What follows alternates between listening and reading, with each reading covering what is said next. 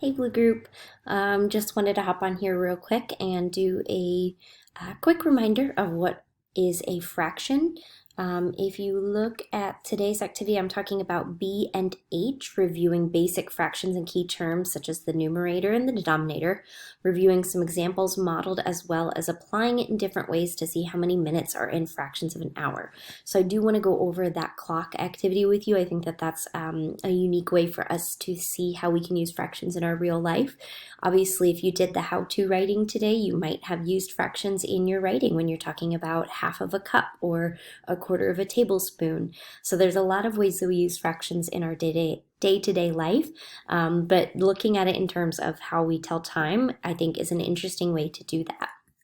So if we go on here, I'm actually going to share Ayush, if you had logged into Seesaw, Ayush took a video of him making some of these flashcards for 1/2, 2/3, 2/4, 3/4, and he shuffled them all up and he had some examples on the front, and then he said, what fraction is this? And then answer was on the back. So I am going to share that video with you so you guys have that video. So awesome job, Ayush. And this is a good, easy practice to remind yourself, get yourself in the groove of fractions. There's also another activity on alphabet fractions that you can read and find out about if you'd rather do that, just to think about it in terms of that. And then we'll spend some time going over this particular activity at the end of this video. So just a quick reminder of what is a fraction. A fraction is a part of a whole, and it's typically when we are talking about, we can look at fractions as part of a whole or part of a whole set. In the examples that we're going to focus on moving forward, we're mostly going to be looking on parts of a whole and not so much parts of a set any longer. However, what we want to remember when we're writing our fractions is the part that we're discussing, whether it's the part that's shaded in or the part that's been eaten or the part that is represented in the fraction, goes on top.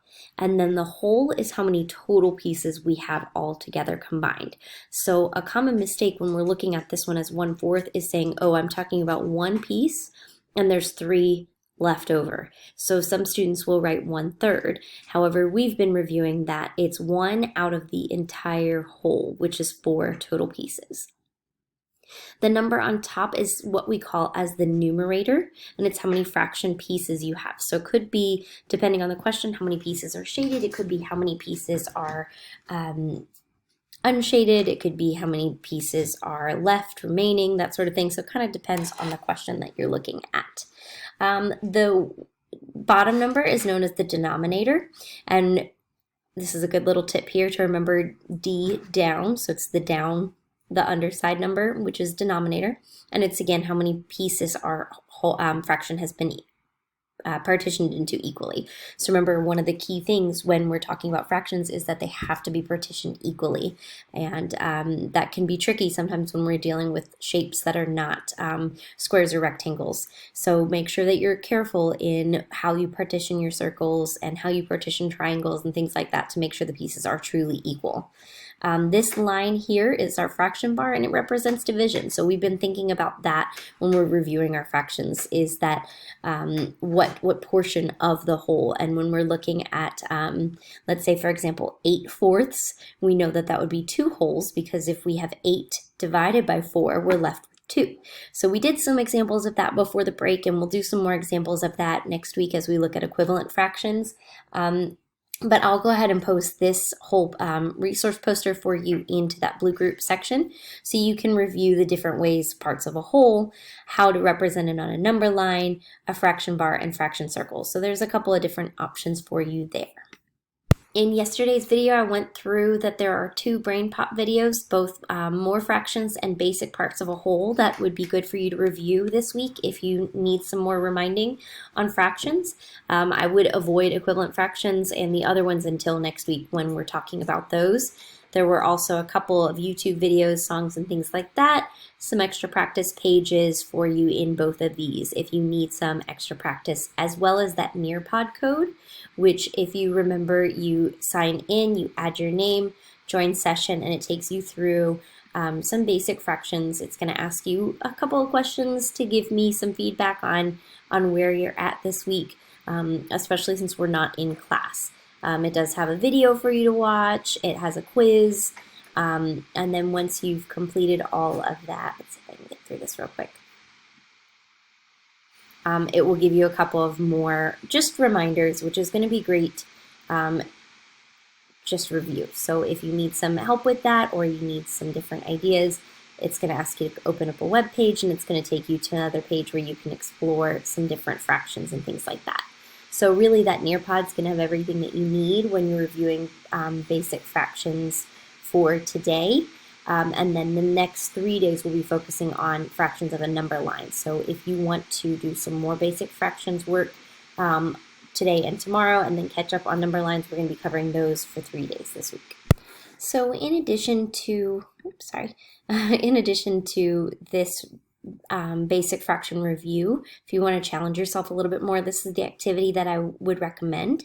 So you're going to make or print 5 blank clock faces, divide a face into halves, 1 into thirds, fourths, sixths, and twelfths, and then figure out how many minutes there are in half of an hour, a third of an hour, a quarter hour, which you might have heard people say, oh, it's a quarter past or it's a half past. Those are two commonly used things. We don't usually say a sixth past or a 10th past, but it would be good to know that information just in case.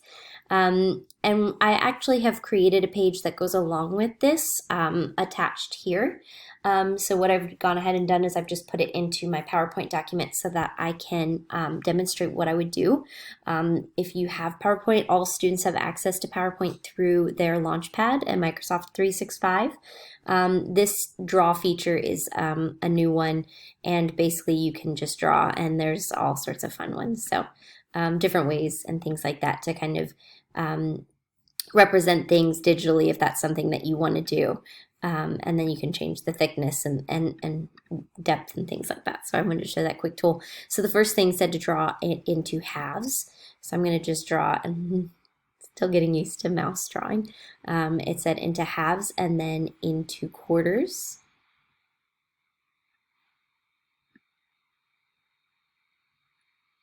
And then thirds, sixths, and twelfths. And this is a good representation to figure out how fractions are like division. So one of the things as I started drawing this, I had to think, okay, there are 12 total parts here. So if I go around the clock, there are 12 total parts. If I need to break it into thirds, how many are going to be in each third? And so then I knew when I was drawing this first one that it was going to be at the 4. Thirds in a circle can be often tricky to draw. We tend to want to draw it a lot more narrow than it needs to be. So by using that math, that allowed me to get a more accurate third drawing there. Then the next part of the activity is to count how many minutes there are in each partition. So over here, I would say this in 1/2, there are going to be, and remember, in between each number, there are 5 minutes. So we count by fives, 5, 10, 15, 20, 25, 30. So there are 30 minutes in 1/2. And then if I go into my fourth, same thing, I would count again, 5, 10, 15. So there are 15 minutes in 1/4. And so on.